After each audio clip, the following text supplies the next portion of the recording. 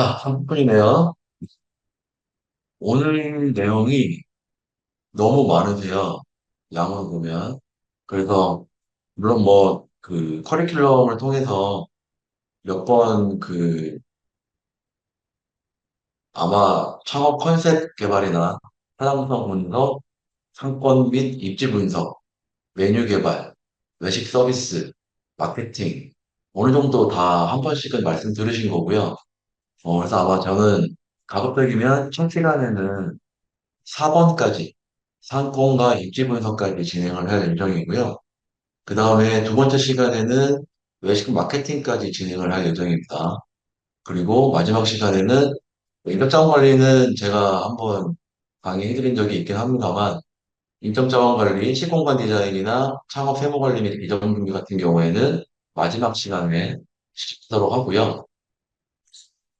미리 채팅창에 공유해드린 썸트렌드라던가 썸트렌드하고 M 자비스는 검색량, 여러분들이 하시는 게 빅데이터잖아요. 물론 논문 쓰시거나 이런 부분이 있으시면 텍스폼이나 이런 부분을 아마 아시겠습니다만, 썸 트렌드하고 M 자비스 같은 경우에는 검색량을 알아볼 수 있는 곳입니다. 가급적이면 한번 이따가 제가 한번 어떻게 해서 볼 수 있는지에 대한 사이트 소개라던가 이런 부분 해드릴 수 있을 것 같고요.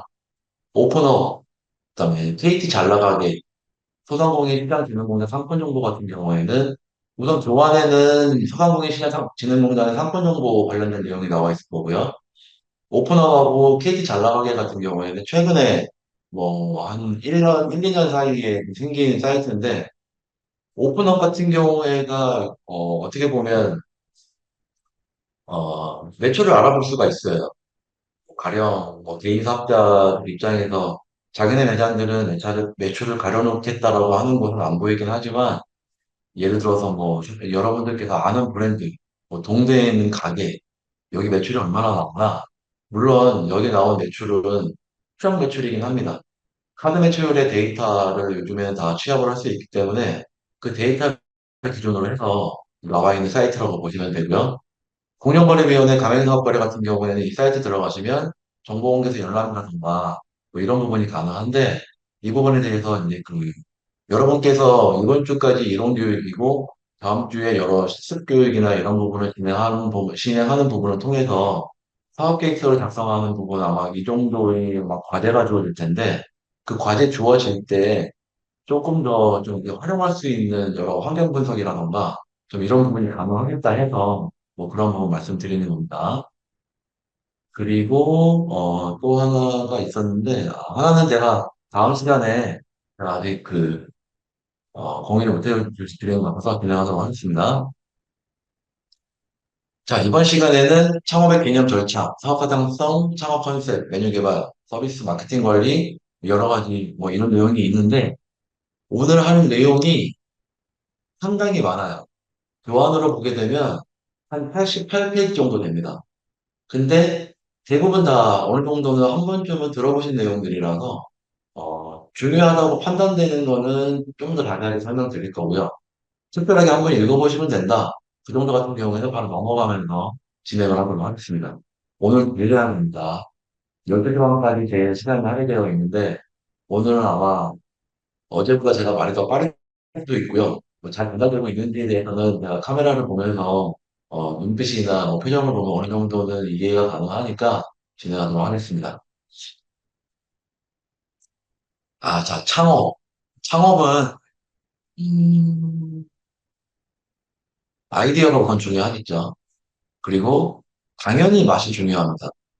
그리고 대부분 요즘에 현대에 들어오는 보면 여러분들께서 아시는 브랜드라던가 또 인스타나 여러 SNS 매체를 통해서 줄 서는 식당이라던가 이런 데 이제 주말이라던가 방학 시간을 이용해서 남자친구라던가 여자친구라던가 친구들하고 같이 이제 가보는 경우가 많이 있을 텐데 그런 경우 같은 경우가 마케팅의 효과가 있는 거고요.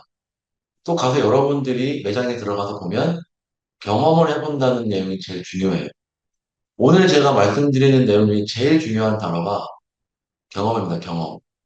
요즘에는 고객이 어떻게 해서 경험을 해가지고 내 내장의 기억을 가져가냐 했거든요. 그게 오는 내용이 제일 중요하고요. 그 내용을 만들기 위해서 지금 제가 공유해드린 사이트라던가 여러 가지 환경 분석이라던가 이런 부분에 대한 내용이 중요합니다. 창업자의 자질, 뭐 이게 어떻게 보면 제일 중요하죠. 어제도 제가 말씀드렸지만 인적 자원 관리 진행을 하게 되면 인적 자원도 중요한데 창업자가 얼마나 고객의 시각에 맞춰져 있느냐 상당히 중요합니다. 이 부분에 대해서. 아마 여러분들께서 조금씩 경험을 뭐 카페나 음식점이나 아르바이트를 뭐 한 달, 두 달 정도라도 경험을 해보시게 되면 나한테 외식업이 맞을까? 뭐 이런 서비스업이 맞나? 뭐 이런 정도의 경험을 해볼 수가 있고요. 사람이라는 게 대부분 이제 경험을 해봐야 좀 더 그 알게 되는 부분이 많이 있잖아요. 창업자의 자질이 정말 중요합니다. 아이템, 당연하죠, 이거는. 솔직히 제가 이제 한 25년 정도 경력이 있는데, 제가 지금까지 25년 넘게 외식업에 있으면서 호황이라고 말했던 적은 한 번도 없습니다. 지금 우리나라는 호황이야.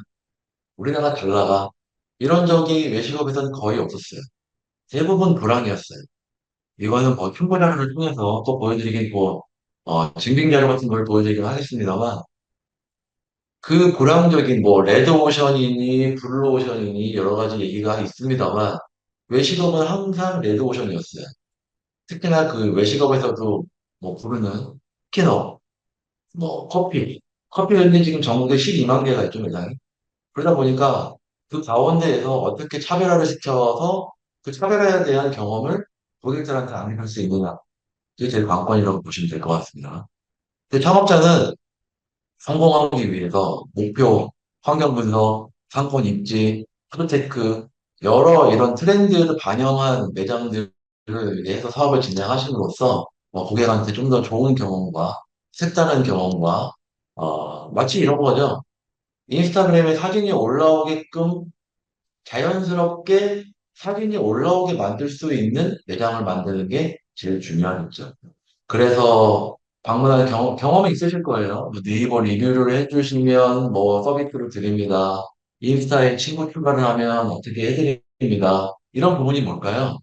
그만큼 SNS나 이런 확산을 통해서 매장을 홍보하고 뭐 이런 부분 때문에 뭐 그런 부분이 작용을 하는 거겠죠. 그러니까 음료수 하나를 무료로 준다. 아니면 물 무료로 준다. 그런 비용들이 여러분들한테는 마케팅 비용이 되는 거예요. 그렇게 생각하시면 될 것 같아요. 업종의 형태, 업종 업태 보면은 한식, 양식, 일식, 중식, 이탈리아, 에스닉 푸드 같은 경우에는 좀 색다른 단어이긴 한데 요즘에 뭐 인도 음식이나 할랄 푸드, 뭐 중동 음식이나 이런 부분도 많이 들어가 있어요. 이태원이나 뭐 연트럴파크라던가 뭐 이런 쪽에 가시면 홍대 쪽에 가시게 되면 많이 경험할 수 있는 부분이 많이 있습니다. 뭐 이탈리아 뭐 중식 뭐 이런 부분은 일식 뭐 이런 부분은 워낙 우리한테 좀 그 피부로 와닿게 주변에 많이 있는 업종들이기 때문에 뭐 보시면 될 것 같고 업태는 파인다이닝 정말 일 객단가가 뭐 10만 원, 뭐 20만 원 되는 파인다이닝, 캐주얼 다이닝, 패스트 캐주얼, 패스트푸드 이런 식으로 있는데 업태가 여기서 왜 중요하냐면 업태에다 한번 메모를 해 놓으시는 게 식공간 디자인을 어떻게 할까에 대한 부분도 업태가 상당히 중요합니다.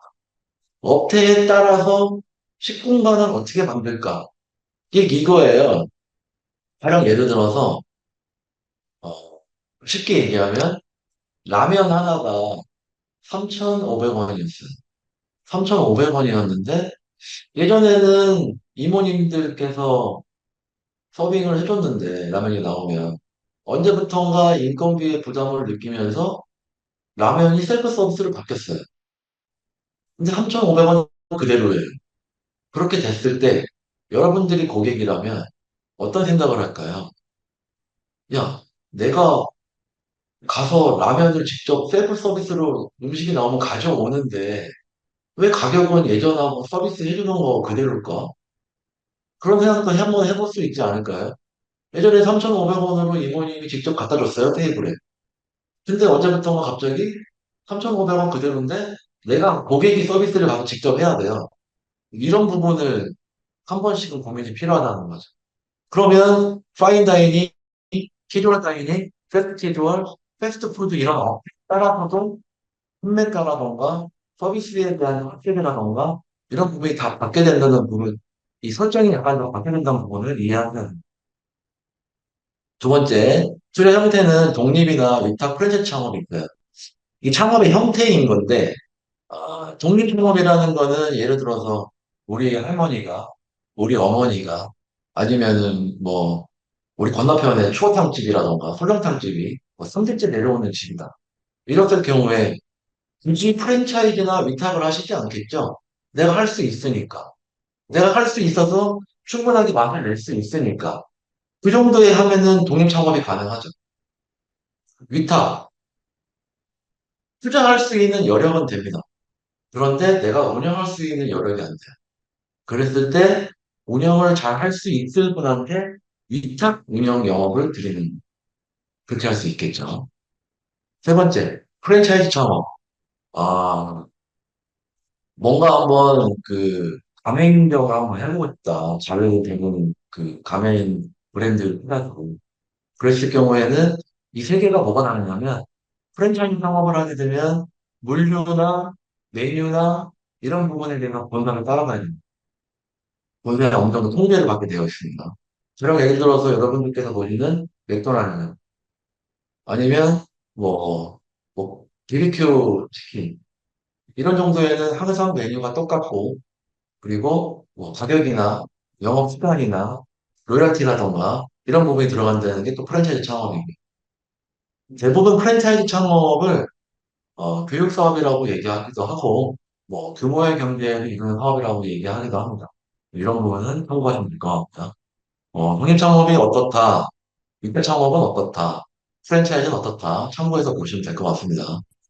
여러분 제가 궁금해서 그러는데 책을 한 번 다 읽어보셨죠? 아니면 교환이나 이런 부분은 네. 정보의 보유 여부. 예를 들어서, 이따가 아마 상권과 뭐 입지 뭐 이런 얘기가 나오긴 하는데, 정보를 내가 알아봐야 되느냐, 아니면, 정보가 없이 진행할 수 있는 창업이냐, 뭐 그런 부분에 대한 분류가 가능할 거예요. 뭐 푸드트럭이라던가 이런 부분이 가능하니까. 예전에 같은 경우에는 푸드트럭이 그 법적으로 불법이었죠. 법적으로 불법이기 때문에 또 이동도 가능해서 또 이리저리 이제 이동하면서 하는 부분도 많은데 그 몇 번 말씀 들어보신 적 있을 거예요. 샌드박스를 통해서 정부의 뭐 이런 규제 뭐 이런 부분을 조금 더 좀 임의적으로 운영하기 위한 뭐 샌드박스라고 하나요? 뭐 택시 그 타다라던가 여러 가지 이런 우버 택시라던가 이런 부분도 샌드박스 뭐 이런 부분인데 그렇더라도 또 법적인 부분이 허용되는 곳이 있어요. 뭐 이런 부분도 참고하시면 될 것 같습니다.